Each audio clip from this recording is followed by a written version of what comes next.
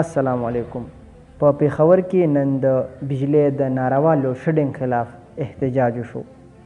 په دغه احتجاج کې د موسازۍ، سورزي پایان، سورزي بالا او هزارخوانۍ خلکو حصه واخیسته. دا ټول په شریکه راووتل او رنګ روډ یې بلاک کو.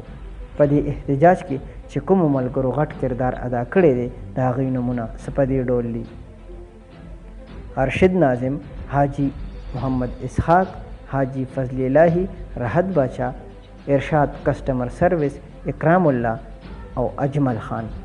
او د دې ټولو مشري حاجي جان افضل صاحب کوله.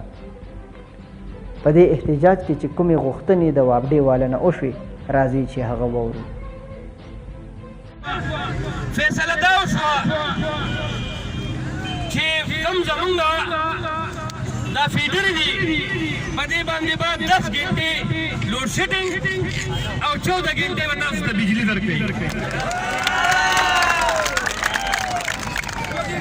د دې لپاره د ټایمینګ چې کوم اتفاق ورسره مونږ وکړو نو مونږ ورته وویلې چې سهار د 6 بجو نه واخله تر 10 بجو پورې موسم ښه وي. 6 بجو نه واخله تر 10 بجو پورې دا دې مستقل بند دی.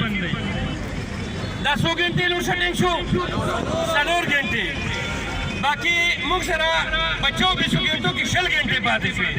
دا 20 ګنټې به 2 ګنټې بجلي وي او 1 ګنټه به بجلي نه وي.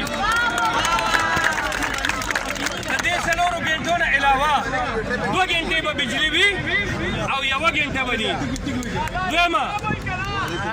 دویمه خبره کوله د ټریپینګ معامله ده. د ټریپینګ معامله هغې په دې خبره تسلي وکړه چې د اوورلوډینګ ده، خو چې تاسو ته موږ دا 2 ګنټې بجلي درکوو نو انشاءالله چې په دې سره به د ټریپینګ معامله ختمه وي.